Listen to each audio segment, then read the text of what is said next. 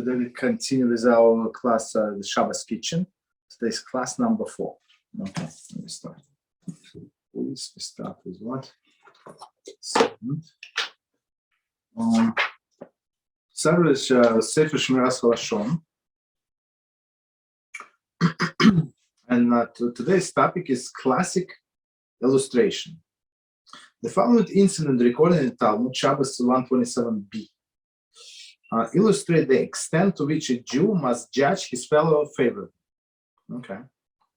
A man from Israel, Upper Gdolei, hired himself out for the 3 years to someone living in the southern part of the land. So from north, this guy came to work for somebody in the south. Okay.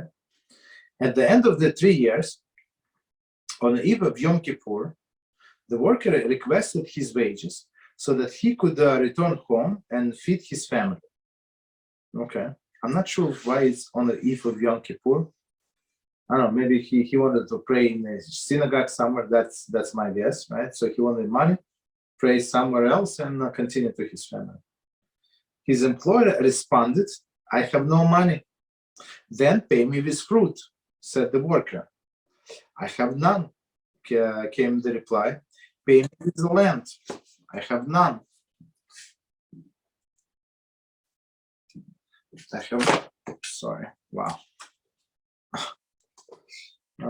have none. "Pay me with the livestock." "I have none." "Pay me with the pillows and blankets." "I have none." The worker slung his pack over his shoulders and headed home, bitterly disappointed. At the conclusion of the sukkahs, the employer, so basically he said, "Pay me, no money, right? Give me land, okay, it's something, no money, I have none. Livestock, none." But we have to understand, this person is worked for him 3 years, so he knows that, or he guesses that he has money, the employer has money, right? And he guesses that he sees the livestock, he has the fruits, so how this employer can say that I have none? Pillows and blankets, he said, "I don't." That's the problem.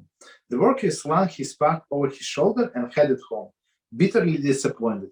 After 3 years, all of us would be very disappointed.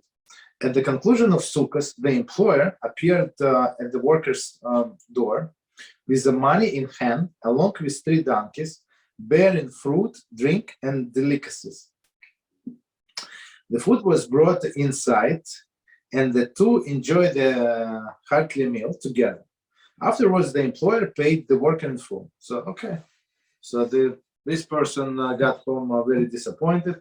A few weeks later, this employer is coming with the money, with the fruit, with the meal, with everything, right? So what's going on? The employer then asked, when you ask for the earnings, that I reply, "I had not money, I have no money. What did you think?" The worker replied, "I thought that perhaps a deal that you could not pass up had come along, and you had used all of your cash for that." So it's very common for a businessman not to have cash, right? They have some liquid assets, but no cash. Very possible, right? And when I said that I had no land, I thought that perhaps your land had been leased to others, right? Also possible. And when I said that I had no fruit, I thought that perhaps your fruit had not yet been tithed. So first you have to tithe, meaning give to a coin, then you give to a Levi, then you take another 10% for in a third and 6th year to the Maser Ani for poor people, or in all other years you take to Yerushalayim, you eat there. So basically, until you separate all of these things, so you're not allowed to eat it or give it to somebody else, because it has contained part that is not yours. That's what it says. That's why he could not give this Jew to because he would transgress. 1 second, 410. 243. Okay, continue with the story. And when I said that I had no pillows and blanket, I thought that perhaps you dedicated the possession to the temple. It's also possible. 1 second, sorry. Okay. To the temple. The employer exclaimed, I make an oath that is exactly what happened. Right? So he said, you judge me favorably, but that's exactly what happened.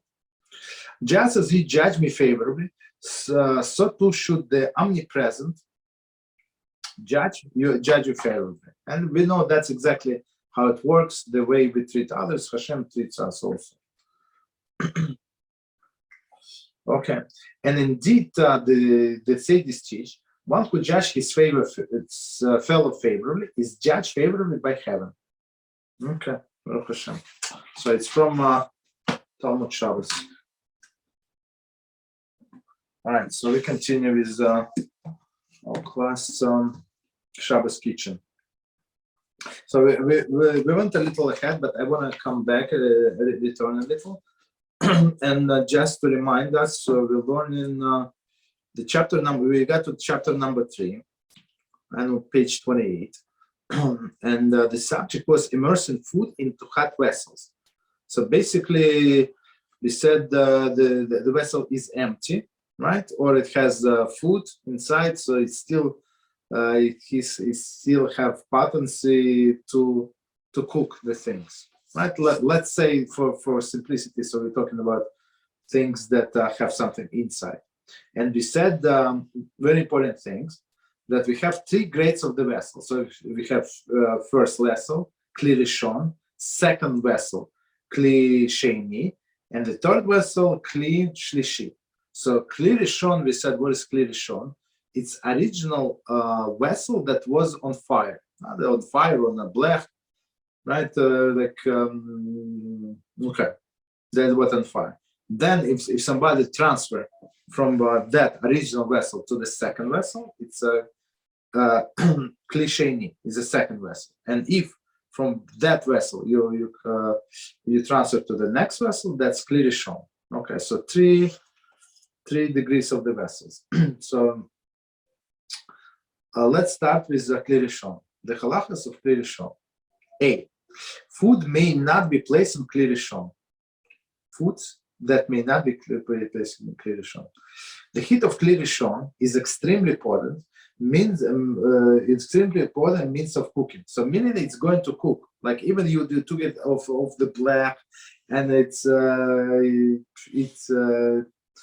not as hot, but it's still very, very like inside. The temperature is still there, right? Therefore, the laws of cooking are no different with respect of Kli Rishon with any conventional source of heat. So it doesn't matter if it's on a fire or in Kli Rishon, does not make any difference, right? I mean, halachically.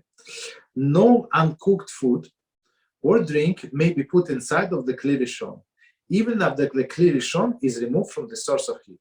Okay, so the halacha is very simple. So if it's uncooked food, this food is going to get cooked, right? Or for example, if it's baked food, so we may put there. So we said also we go by stricter opinion that the food is going to get cooked and it's not allowed. Okay. Continue. If Kli Rishon contains hot foods or liquids, it is forbidden to immerse any uncooked item inside. For example, one may not add any uncooked seasoning. See practical application for more examples. So uncooked seasoning, like I would say, like herbs, like they just dry them and that's it, right? Like pepper. Pepper is not cooked. Dried pepper. So when we say you cannot accept any uncooked seasoning to a pot of hot soup, even after the pot has been removed from the source of heat. because the heat of the soup will cook the seasoning, for sure, guarantee. Of course, we said that if it's above the Yad Seledas Bo. So always remember it's Yad Seledas Bo, above Yad Seledas. Okay. Okay, so last sentence. The prohibition of cooking continues until the clear is shown and its contents cool below the temperature of Yad Seledas Bo. So it's very interesting, as this author is pointed out, the clear is shown, meaning the clear is shown, meaning the vessel itself, the pot itself, and the contents, right? So, all right, cool below the Yad Seledas Bo.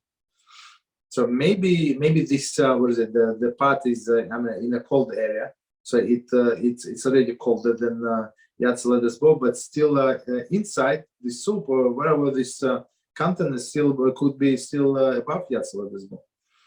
Okay, so either or. Number one, previously baked or roasted foods. The prohibition of cooking. So before that, just before we continue, we said that we're not allowed to put raw food into this clearly shown, the first vessel. Okay. Yeah. Yeah, go ahead. In regards to the seasoning, can we put as a bottom line that it's muktzah to have seasoning? No. There's no problem. No. So I give you one example. You would be allowed to put it in your plate, in your bowl. Because the things there is in your plate, right? Is not as hot, right? And you eat soup. Let's say we're talking about soup, right? And then you want to put some pepper or whatever you eat. You want to put some raw pepper, right? So in a pot you cannot. But if you transfer with a spoon with whatever utensil you transfer into your bowl, right? From which you're going to eat. So and it's not as hot. So yeah, you can put seasoning in it. So seasoning food, all edible food is not muktzah. But if one wants to be how to say far from making malacha, can we put the seasonings apart? So I didn't get the question. Could you say it again, please? If we want to be sure of this topic of seasoning, can we put there hidden in some place? I mean, it's not necessary because there is permissible use for them. Okay. You understand? For some things there is no permissible use. I mean, maybe for crazy people. I give you this example. This if you have let's say you have raw frozen fish in your refrigerator. Let's say, right, and it's unclean, right? So I mean, you're not going to eat it because you cannot cook it. So unless some crazy people maybe they eat raw fish, I'm not sure. Maybe, right? First of all, it's frozen.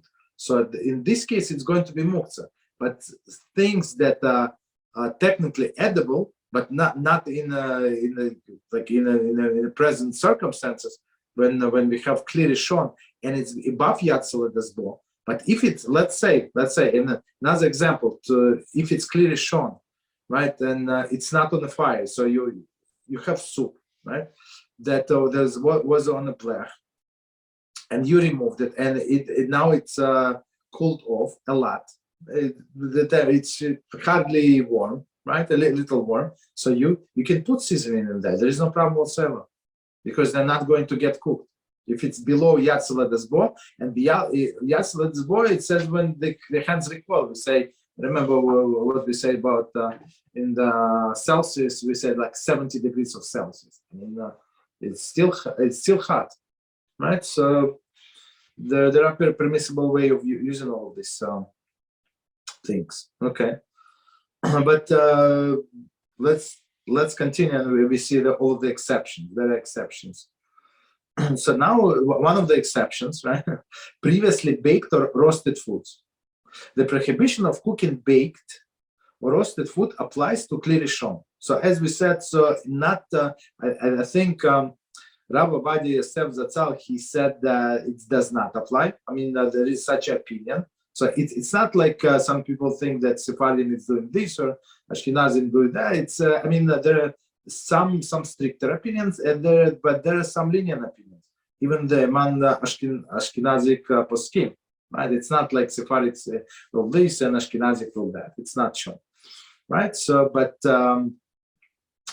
Ashkenazi custom, we adopted the most stricter approach. Okay, to be on the safe side, to be like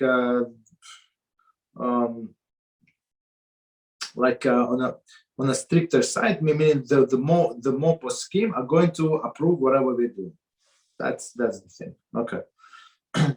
So we said there is a cooking after baking and a cooking after roasting. Meaning, if it's completely cooked, completely baked item, so if we cook it, it's going to improve, right? That's if it's our intention, it's going to improve the taste or change the taste. So that's why it is for sure improvement, and it means cooking, right? Okay, continue. According to this, it's forbidden to immerse a baked item into hot liquids of Kli Rishon, if this violates the prohibition, of cooking a baked item, right? As we said, you want to put matzah in your soup, katsu, that would be forbidden. Thus, one may not place baked croutons, into pot of the hot soup Kli Rishon, even after it was removed from the source of heat, as previously baked croutons will now be cooked in a Kli Rishon. So all of these things, or some people even put pieces of bread, right? Some people want to put the pieces of bread into the soup. So I mean, in your bowl, if this soup is cooled off, there is no problem whatsoever. But if it's hot, and we're talking about Kli Rishon, in the original pot, is not allowed. Okay. Continue. It should be noted that some croutons are made from deep frying rather than baking. Deep frying is considered to be cooking. See chapter 2. Thus, it is permitted to add such a croutons to a pot of hot soup. So now we're talking about when we are talking about baking, right? So baking, we said that it's inside of the stove, right, or on top, right, but without any oil, right, or just a little oil, just a little to spray, like they have this oil spray, or a little oil, so it's not going to stick to the thing that is staying on, right? That's still baking. But if it's a deep fry, like some things are deep fried in oil, so for sure it is cooking. It's not baking, it is cooking. Okay, so they say if you have such a croutons, I think like if you buy croutons in the store, I think the way I understand most of them is a deep fry. Right? Continue. Number 2. Liquids. Cold water may not be added in small amounts to a pot of hot water or soup, since the cold water will become heated by the hot water in a Kli Rishon. Okay, so let's stop here. So his language is very precise. So, for example, you have a hot soup or whatever you have a pot with a coffee, and it's very hot. Let's say, right? You try to warm up the coffee, and it's very hot, so you cannot add the water. We're talking about Kli Rishon in the original vessel. A cold water, a little. You cannot add a little. Why? Because this water is going to get cooked. So when you add water, you add a lot. Right away, you add a lot. So why? So that the temperature would drop below Yatzalat as well. That's the thing. So one more time, we're talking about Kli Rishon. Just remember. Similarly, it is forbidden to put small amount of cold water into empty hot vessel. Or if it's an empty, so you just want to put some water, no. Okay, right. So for example, you just my example would be, right, if you pour this soup out to another smaller container. So let's say you distributed the food, right, and you have just a little soup remain. So you don't want to keep the whole huge pot because of this little like one portions of food, right? So you might want to put some water in a pot, but right. So I mean clean water in the pot, so the grease would not settle in, right? So when you put this extra water, there's some water from the top in a pot. So if pot is very hot, so for sure it's going to the walls of this pot are going to cook this cold water, which is a problem. If the water can become heated to Yad Seledas Bo, so I mean, as we said before, if he adds a lot of water, there is no problem. This the walls of the pot are not that hot that they would bring this cold water into the temperature of Yad Seledas Bo. But a little water they can, if it was just on a fire and very hot, possible. In addition, cooked liquids that have cooled may not be added to Kli Rishon, since it is forbidden to reheat liquids that have cooled completely, as we learned early in chapter 2. Okay, so we spoke about few things. We spoke about these foods that were baked or roasted, so you cannot warm up in the first vessel, Kli Rishon. Because why? Because we said they're going to be cooked. Now we said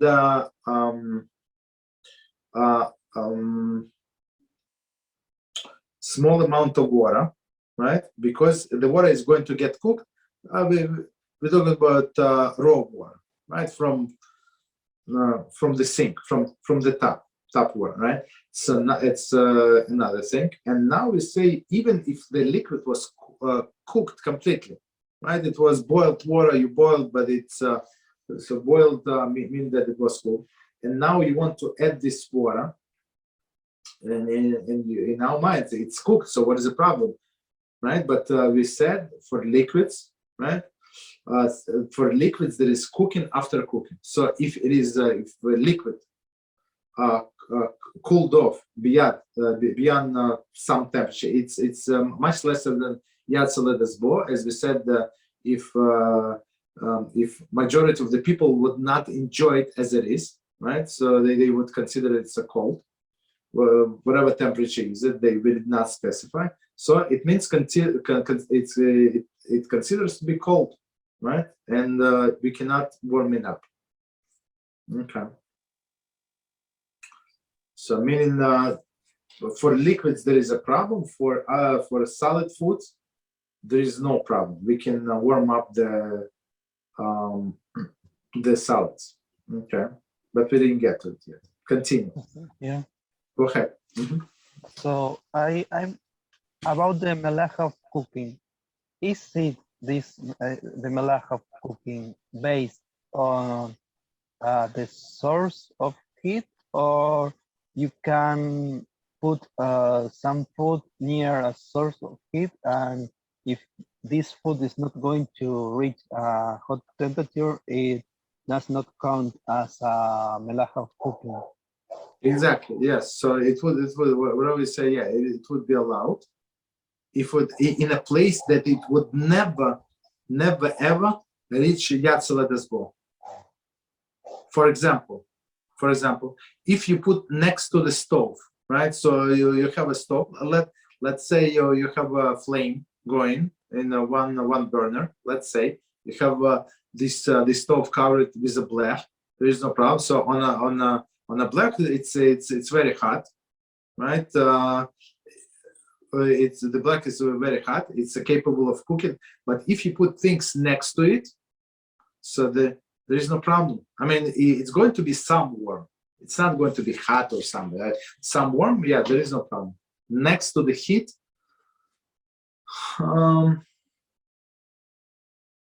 there would be exceptions. When something was frozen and then going to melt, that's it could be the problem. I mean, there's some exception, but in general, there is no problem. Okay. I have an example of this because several times I asked about the gas water heater, and I figured out that the cold water, never touch the hot water. So because the tube is going to the deep of the tank where the water is cold, because the hot water tends to go up.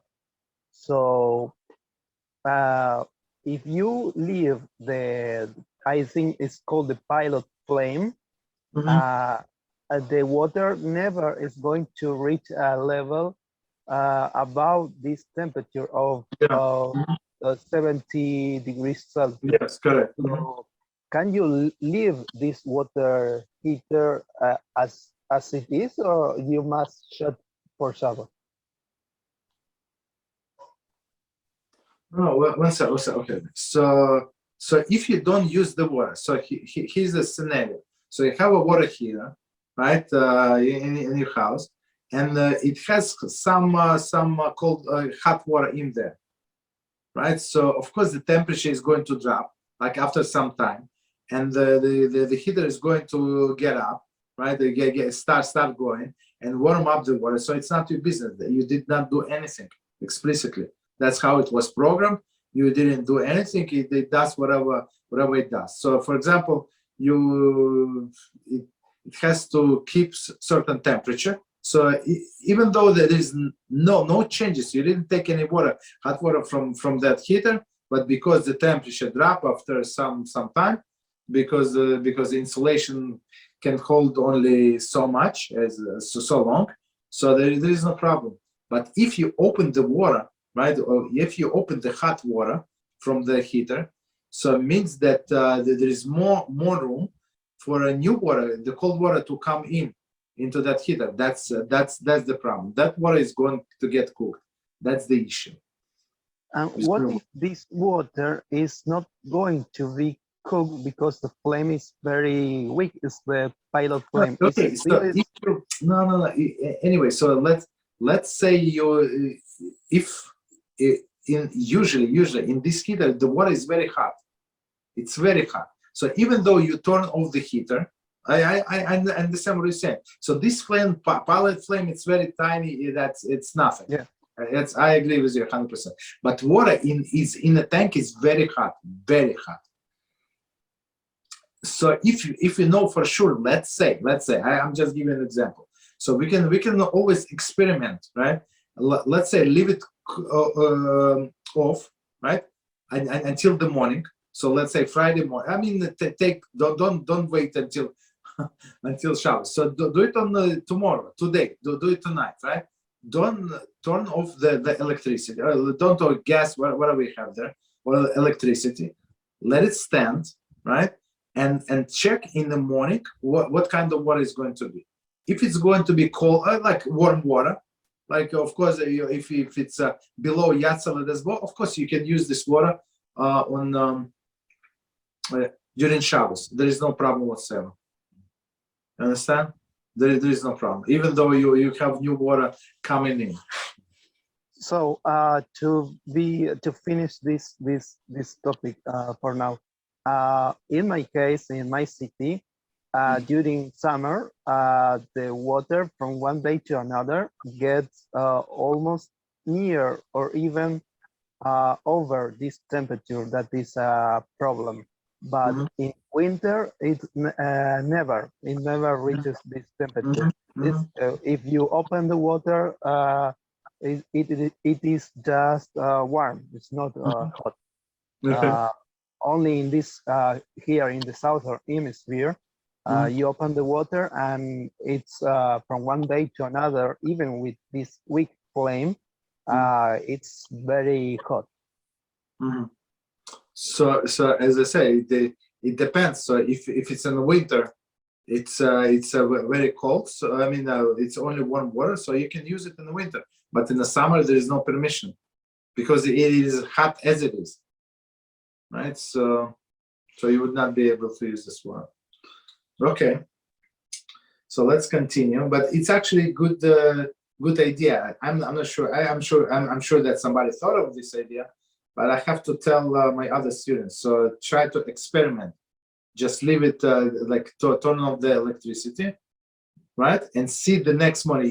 Usually you don't need to wash anything with a warm water on Friday night. On Friday night before Shabbos, you do whatever you need to do with a hot water, and that's it. Usually the problem is the next day, right? So I'll tell them to experiment and see. Yes, in 24 hours with the week pilot flame, it's going to get very, very hot in the temperature range of which is forbidden. Yeah, okay. Even in the winter, correct? No, in winter, no. It's only in summer. In summer, yes, it's going to be above 70 degrees Celsius. Okay. All right. So I think we got the clear answer. So continue. Food or liquids in food or liquid in a container. Okay, in a container. Okay, a container of the cold food or liquid may not be inserted into the clearly shown because the heat of clearly shown will penetrate the container and cook the contents. Accordingly, one may not immerse a baby bottle in a pot of the of hot water, clearly shown, that has been removed from the source of heat, and the contents of the bottle will be cooked by the heat of the clearly shown. I think it's a very brilliant example. So you have a clearly shown, right, and you have, let's say, hot water.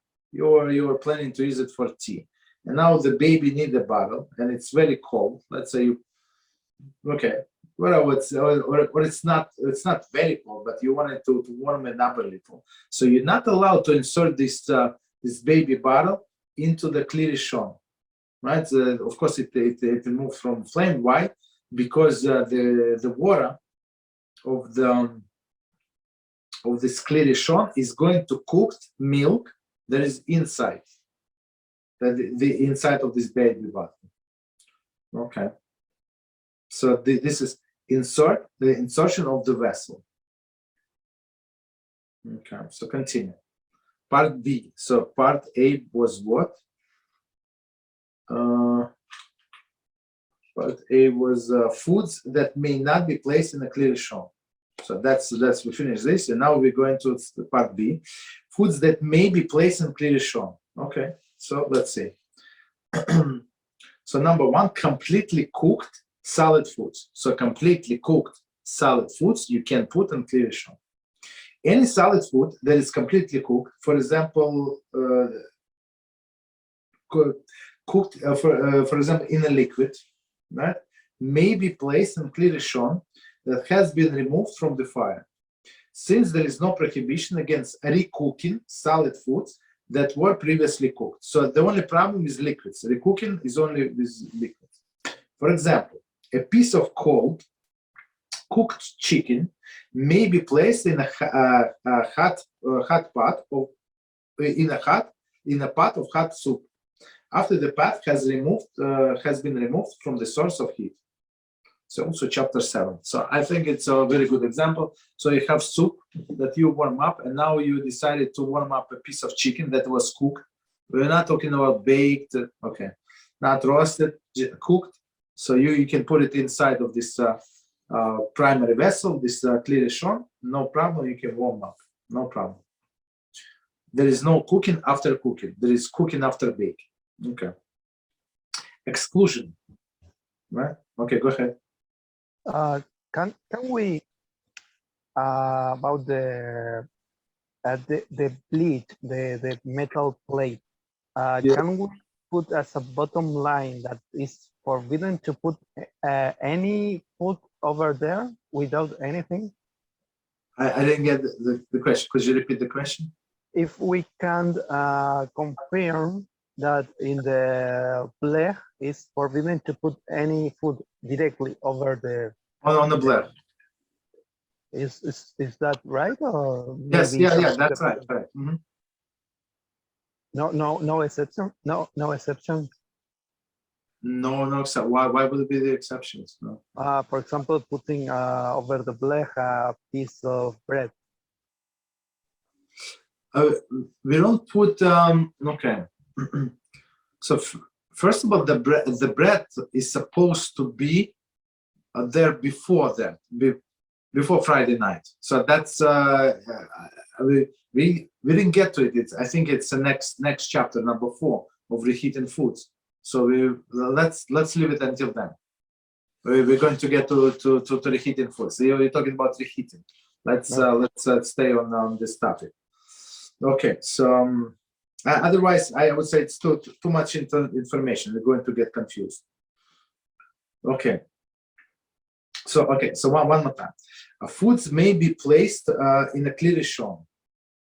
We said, okay, exclusion, soluble foods. Okay, so here we go. Foods that they dissolve when immersed in a liquid, for example, instant coffee, which is generally pre-cooked in the United States. I'm not sure what they do in other countries. I'm not sure. Should not be dissolved in hot liquids that are in clearly shown, even if they have been previously cooked. Likewise, hot water from the clearly shown should not be poured directly onto soluble foods. So we discussed it many times before, but that's the source. The reason for this is that according to some poskim, soluble foods dissolved in liquids are themselves considered liquids and are subject to the prohibition of recooking cold liquids. Bishul, achar bishul. So cooking after cooking. Although other poskim disagree with this view, the authorities rule that it is best to heat it.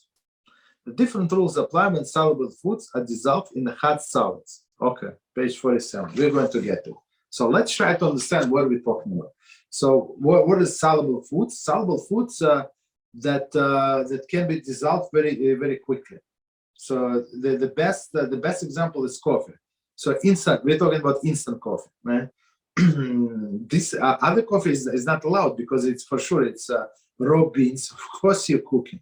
There is no question about it. But here, how would they? I think they grind beans, as we said before, and they do cooking. All of this magic that they do, and and now it's in a solid form, right? But they say you cannot dissolve it. So because why? Because some poskim say that if this even though this coffee, right, that this instant coffee, it's solid. I mean, of course, you right on one hand. On another hand, it's actually they have they say that the status is a liquid. So it is a solid, right? It's a liquid from which liquid was evaporated, right? That's what they say. So they say that meaning what? There is cooking of the cold liquids. Of course, coffee is cold, right? I mean, this instant coffee is cold, right? Cold in double quotes, of course. And and now you put it in a hot water in a clear shown. For sure, it's going to cook. So they say don't do it. Question. Yeah, go ahead. About the coffee, here it says the coffee I usually buy, it says that it's toast. It will be allowed or it's half toast? Well, I didn't get what kind of coffee? The coffee you use a filter is filter. I think it's I'm not sure if it was cooked or not. I'm not sure. Usually, the way I understand, it was not cooked. They just grind the beans. They dry it. They I don't know. They do whatever they do, but I think it is wrong. I think. Here in the package, I usually buy some coffee, and it says that it's toast. I didn't get it. That it says on what? That is what? That this coffee is toast. I'm not sure what it means. toast, like bread. Toast, toasted. Okay. I'm not sure if it's considered to be cooked. But now I realize that to prepare this coffee on Shabbos, you will have to use a filter, and that will be forbidden. I'm pretty Yeah. sure. Oh, yeah. Filter is, you're right. Filter is different, separate thing. Yes, and plus you're not allowed. So according to this opinion, you're not allowed to warm up the water on Shabbos. So I mean, I don't know. The best way to what we do, we just drink instant coffee. So buy for yourself just one can instant coffee. Just drink on Shabbos. I guess that would be the solution. I mean, I understand it. Instant coffee is much more money, but only one can. I mean, it would last you for a year if you drink only one cup, I think. So about this instant coffee, this is new for me. So you have to use the third vessel method also for this instant coffee. It's preferable. Yes, it's preferable. I mean, some people would say in the second one, and you can add first coffee, first water, and then you add coffee and sugar. Let's say if you want to do it this way.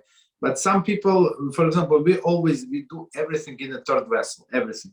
Why? Because so if you accustom yourself do it everything the same way, you're not going to make mistake when it's a different situation. And plus, it's not a big deal. It takes exactly 3.5 seconds to do that.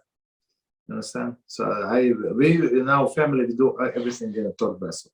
Is it necessary? Always no. Just not.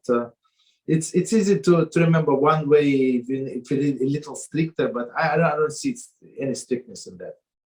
You understand? Okay.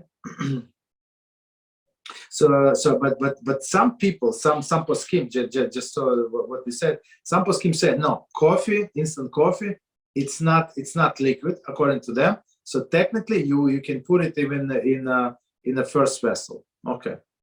Right, even though it's going to get dissolved and stuff like that. But as we said in our previous classes, the problem is, according to some poskim also, there is that's how you create paint, right? That's how you make paint. You put some herbs, probably correct mix and add water, and that's how you make paint. Okay. So according to some poskim, in second vessel, it would be allowed, but we didn't get. We're still in the first vessel.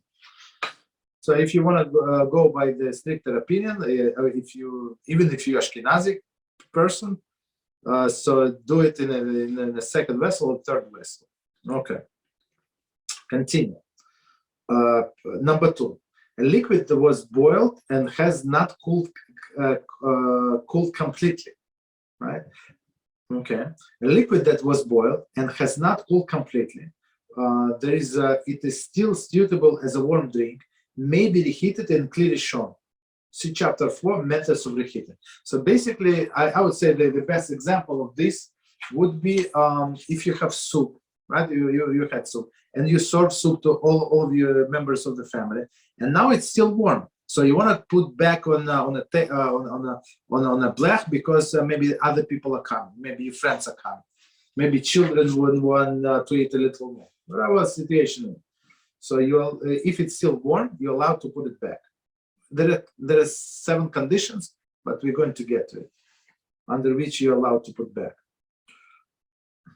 Or 5 conditions, I think 5, I said 7, maybe 5. Okay, continue. Number 3, an item that will not reach and Yatzaled's bowl. So that was our question. No, not our question, it was, okay, well, one of the questions. So if the spot is actually of the blech, right, part of the soup, and it's cooled off, right? If an item will not reach the temperature Yatzaled's bowl when immersed in a clear rishon, it may be warmed up in a clear rishon. So basically, as the example, as we said, if you add water, right? So you had the colder water, and there you had hotter water in the clear rishon. You add the cold water all at once. So now it's all of the water is warm, so there is no problem. Okay, and that's how we get to what is it? Warm water. If you need to wash something or whatever, you need the warm water. So you have you take some hot water and mix it with cold water, and that's it. So because the mixture is going to be below Yatzalad's bow, so there is no problem. That's exactly what they're saying here. For example, a large container of food or liquid may be immersed in a clearly shown that contains a relatively small amount of water. Okay, because it's not, the contents of this container, second container that you put it in, it's never going to reach the temperature. Yeah, so that is well. Okay. Continue. For the same reason, it is permissible to pour a large quantity of cold water into the hot water of clearly shown, provided that the amount of cold water is so great that the mixture cannot reach Yatzalad's bowl. So one more time, clearly shown is off the blech for sure. All right. So you put a lot of cold water into hot water and temperature drops, no problem. However, when doing so, one must pour all the cold water at once. Pouring in small increments could cause the first droplets to become cooked. There is Yatzalad's bowl. Therefore, the hot water before the hot water is cooled. So that's the problem, right? So if you just add a little and then you want to see how the water is, so there is a problem because the mixture of the hot water and cold water could be above Yatzalad's bowl, meaning that this little cold water that we added to the big pot is actually got cooked. That's the problem. Similarly, it is true that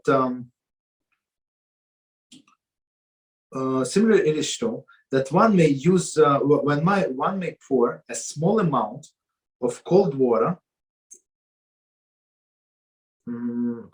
into empty clearly shown, as long as it is hot enough. No, 1 second. I apologize. I'll take it back. Similarly, it is true that one may not pour a small amount of cold water into empty clearly shown, right? As we were talking before, like soaking this container, right? As long as it has it is hot enough that the water will become heated, Yatzalad's bowl, right? So would not be allowed. Nevertheless, a large amount of cold water may be poured into the hot empty vessel, right? Provided that it is poured in one shot. So a lot of cold water, no problem, because it's never going to get to that temperature. This is because none of the water will become Yatzalad's bowl. So don't do in a small increments, only in one shot. It should be noted, however, that any item that could be eventually reach the Yatzalad's bowl, if left in clearly shown, may not be immersed even for a few seconds. So that's rule. It's very, very, very important rule, and that's what we actually mentioned today. So if item, right? So if you leave it, let's say for 10 minutes, 20 minutes, whatever amount of time is needed to get it to Yatzalad's bowl, you're not allowed to immerse in this first vessel, clearly shown, even for 1 second. That's of course it's rabbinical, but it doesn't matter. We still abide by all of the laws, right? The same with a blech, or same with is area next to the source of heat. So if it's next to the source of heat, let's say we have some electric stove, right? And if it's put something like very close to this electric stove, of course it's going to get very hot, of course, right? So maybe not now, but maybe 15 minutes, 20 minutes, half an hour. So it would not be allowed ever.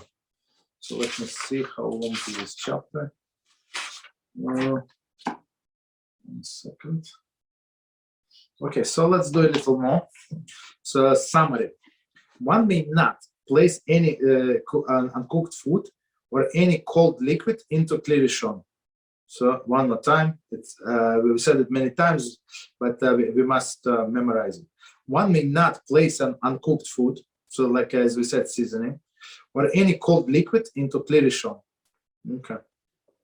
Because for liquids, there is cooking after cooking. Okay.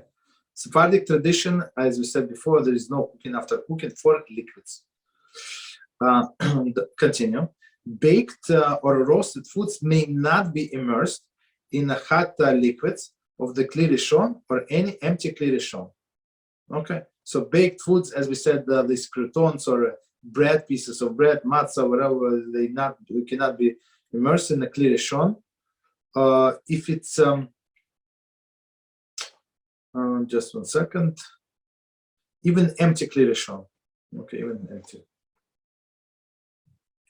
So continue. Cooked foods may be reheated in Kli Rishon. Cooked foods may be reheated in Kli Rishon, which is of the flame or of the fire that contains hot liquids.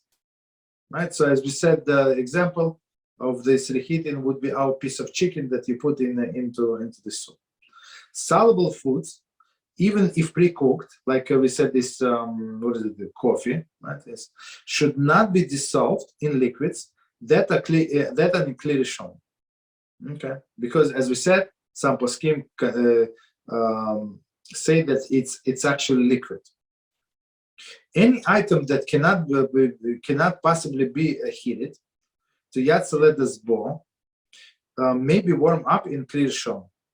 Right. So one more time, if they never going to get to this to this temperature of Yatzaled's bowl, they can be warmed up, right? So meaning you can put bread, let's say if it's in the soup, let's for whatever reason, into the soup that in Kli Rishon, and it's below Yatzaled's bowl, there is no problem. So this just remember this thing about solids and liquids, right?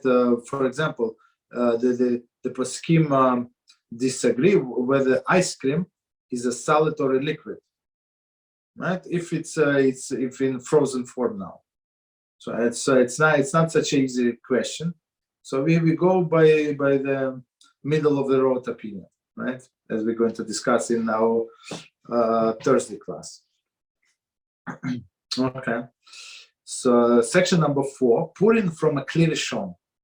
So Kli Rishon, it's one thing, like for first little vessel, and now you pour the soup from let's say soup or whatever you pour from this, or or hot water, whatever you pour.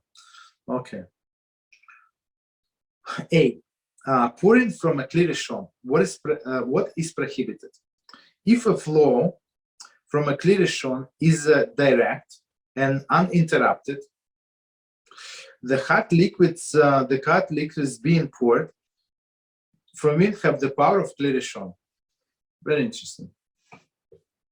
Therefore, it is forbidden to pour the contents of Kli Rishon into any food that may not be immersed in Kli Rishon. Below a few examples. So let's try to understand.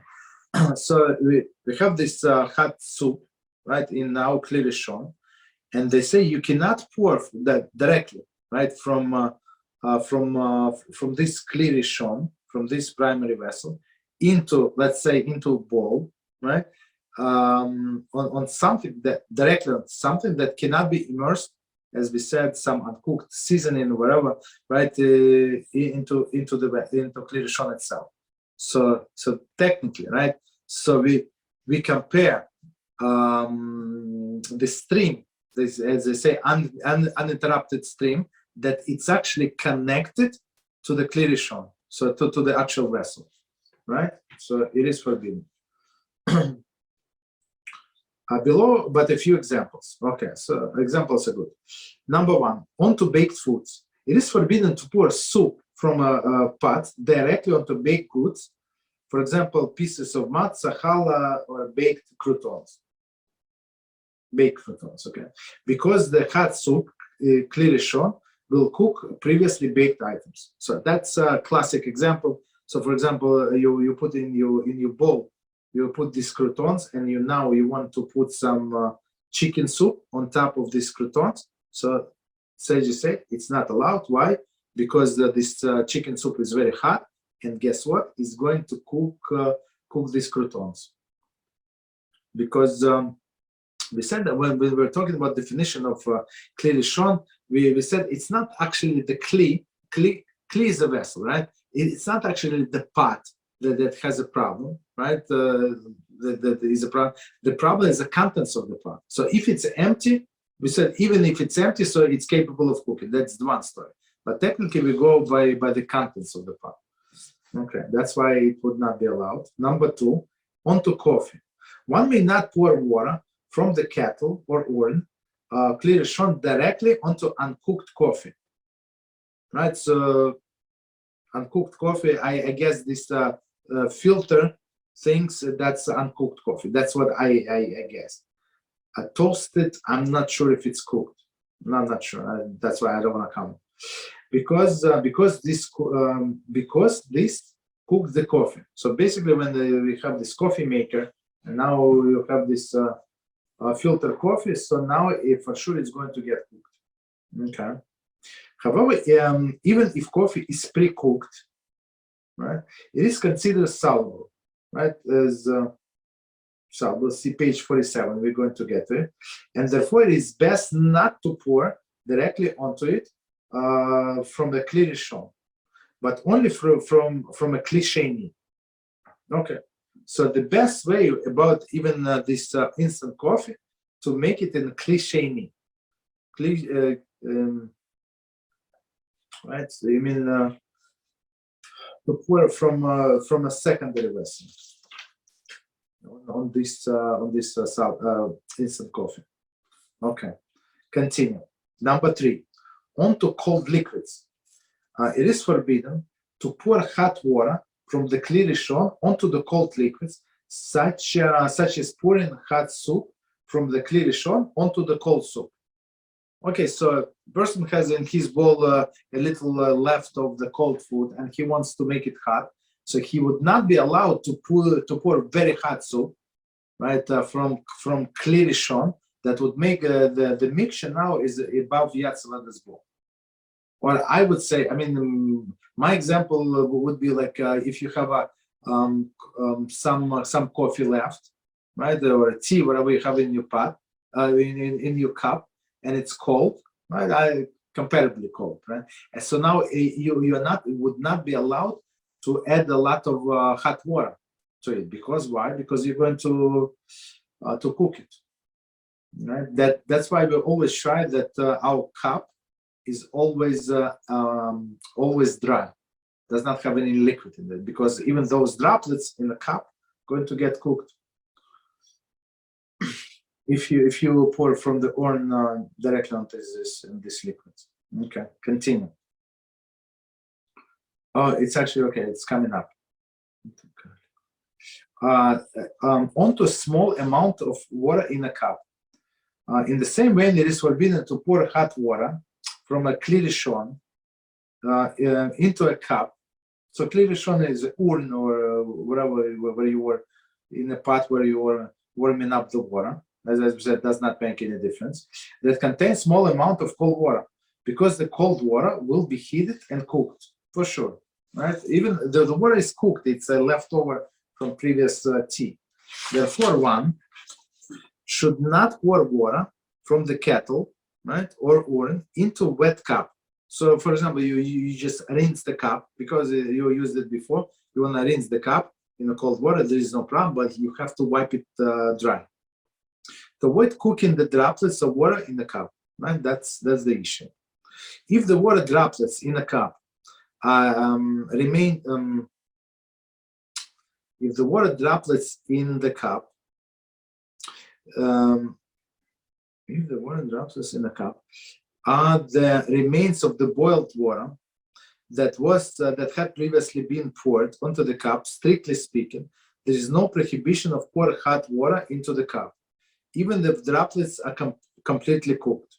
Even if the droplets have completely cooled. I'm sorry. However, it is preferable, even in this case, to dry up the cup, adding water from the kettle or urn before adding water from kettle or urn. So let's try to understand. So they say, so according to the lenient opinion, right? So as we said that there is no cooking of water that liquids, not water, liquids that are already cooled, right? So there is such opinion. So in this case, if you go according to that opinion, so that's they say there is no problem of cooking these droplets, okay? Because they, of course, it's as we say, it's leftover from your tea that you didn't finish, right? But according to stricter opinion, there is a problem, and it's warming up the liquids that already been cooled off, right? So that's why we always dry up the cup. Takes exactly 1 second, and you can drink according to all of the opinions. Okay. So let me see how long is this section. Okay, so maybe we do a little more stuff. So it says pouring from it's B, pouring from a clear Rishon, what is permitted? Okay. Small amount, number one, small amount of hot water, large amount of cold. One more time, small amount of hot water, large amount of cold. Okay. It is permitted to pour small amounts of hot water from the clear Rishon into large quantity of cold water, provided that the mixture will definitely not become yatzel both. So if you want to wash your face, or you want to wash whatever you need to wash with a hot water, warm water, that's what you do. A lot of cold water, a little hot water. Number two, pouring cooks only the surface. Okay. There is one difference between immersing foods in clear Rishon and pouring onto a food from the clear Rishon. Okay, so immersing and pouring on some items, we're going to see what is not exactly the same. While immersing can cause the food to become cooked through and through, pouring will cook only the surface. So I mean, pouring meaning that the water does not stay; it flows away, right? Flows off. One leniency arises from this distinction. Although we have seen that it is forbidden to immerse the container of food or drink, for example, baby bottle, in a clear Rishon, it is permissible to pour water from a clear Rishon onto such a container, right? So baby bottle, you cannot immerse in a clear Rishon because it's very hot, and we said that the contents of the bottle is going to get cooled, right? Since the pouring can cause only the surface of the container be cooked, meaning this plastic bottle, plastic is going to get cooked, but not the milk inside. That's what they're referring to. The food within the container cannot become cooked because the container stands in the place of the surface, right? Surface in double quotes, meaning the only the surface of the food, right? Meaning the plastic is going to get cooked, right? Because there is separation between food and the hot water. Thus, the container's contents may be heated in this manner. So there is no problem. So you can put, if you have a lot of hot water, so you can pour over this baby bottle and warm up it this way. There is no problem.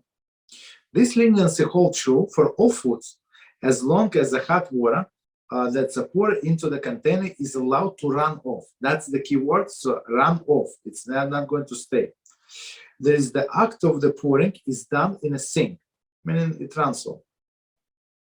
If the act of pouring done in a bowl, the container will remain immersed in a cliché. So cliché is second vessel, and you pour from the first vessel. We're going to get to it next time, this cliché, BeEzrat HaShem. Cliché. In such a case, these methods of heating can be used only if the item that may be immersed in a cliché. Okay, so you can pour off, right? But they say if you want to put it in a bowl, so of course you want to catch up the water. I mean, that's the ideal situation. So it's not from the first vessel. It's not in a first vessel, in a second vessel, right? But not everything, as we're going to say, not everything we would be allowed to immerse in a second vessel. Okay. Summary. It is forbidden to pour hot liquids from a clear Rishon into any item that may not be immersed in a clear Rishon. For example, baked goods, soluble foods, small amount of water, or cold liquids. So as we said, you're not allowed to immerse, and you're not allowed to pour from, right? Okay, continue. However, one may pour a small amount of hot water onto the large amount of cold water, as we said, because the mixture is going to be below Yatza's bone. Additionally, one may pour hot water onto a container of food, provided that the water will run off. So, of course, the exception would be just so you know, the exception would be foods that are easily cooked. So, if just pouring over something that is going to get cooked very fast, so it would not be allowed, of course. Okay, so let's stop here. So we got we finished with a primary vessel, clearly shown. Okay, any questions on what we said or we did not say? Any topic, please go ahead. Here.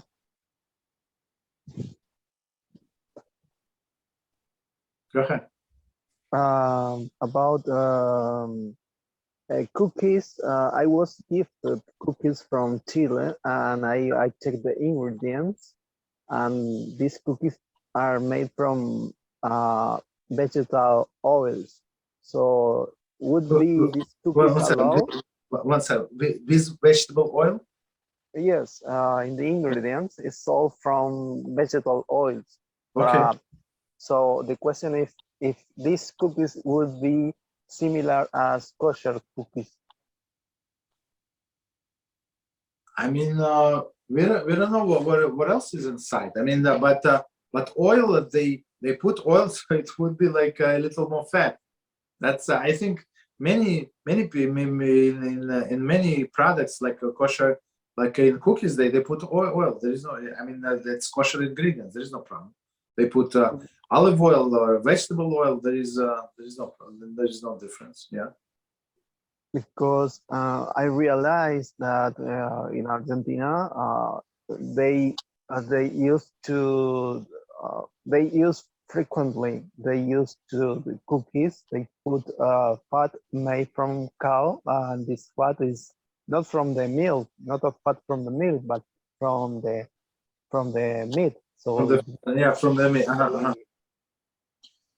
And just so you know, there is one fat that it calls halef. So halef, if somebody eats halef, it has chorus. His soul is being cut off. So halef is a fat that is that surrounded the organs. So, for example, around kidney, around liver, right, around heart, I think there is also fat in some other pieces like parts of the cow, right? So even though they say fat, so first of all, any fat from animal that was not slaughtered, that did not have shchita, is forbidden, as meat is forbidden. But this is on top of it, since it is a kosher animal, and this internal fat, it is double sin. And for this, actually, it's not only double, but for this is a person is getting chorus. So I'm not sure how it would be allowed, because there is for these people, I mean, it's cheaper fat. It's not fat that they can sell that because it is not attached to the meat. I think that they would they would use that fat for sure. That's my understanding. So exactly as you said, I checked on the factories that use this fat. They are from the areas you mentioned, and they are even exporting to other countries. So I don't know why they do this, because eating a fat is not only not for use, is something that is not for anyone, because exactly it's not healthy. I agree with you. Maybe it's cheaper for them. Maybe it's cheaper than oil. I mean, yes, it's all about money. Fat, you see, you have to understand this hella fat. So they cannot sell it in a store as a meat. So the fat that is attached to the meat, okay, they can sell. But the fat that is attached to the organs, they're not going to sell. Nobody is going to buy in the normal mind this pure fat. You understand? That's why that's exactly what they do. They use it as one of the ingredients where you don't see exactly what you're eating, right? And many times, if it's only a little, so he's in the States, I think it's if it's less than 1%, they're not obligated to actually to list it in the ingredients. Understand? Unless there is some like the things that they can cause allergy, like a dairy products, like they would have to list it. They say dairy equipment. So maybe on there is no dairy product in this specific cookie, but they are made on dairy equipment, and our kosher agency, they would put D. They put D for dairy. Before they put dairy equipment, DE. Now they put just D, even though there is no dairy in the product. You understand? I do some investigation. I talk to this kosher agents. So many times it's they have dairy. Dairy, it's not on a list, and they explain me why it's not on the list. So okay, because of the dairy equipment, this or that, or they suspect, they're not sure, so they go by the stricter opinion. That's it. Okay. So and another question about these cookies: if they have milk in the ingredients, is it the milk has to be kosher also? Okay, so the problem with the milk is it's called halaf stam. So there is halacha not to eat milk, not to drink milk from a non-Jews, because why? Because there is a possible that they mix something non-kosher in there. So meaning that the milk from other animals. And that's exactly what they were doing in Europe, in different countries, in Middle East, everywhere. So because before the refrigeration period, right, they would put, and to make this milk from a cow like more fatter, right? So they put the milk from the what is it from the camel or from the horse. First of all, it's good for preservation, and it's they can charge a lot more money.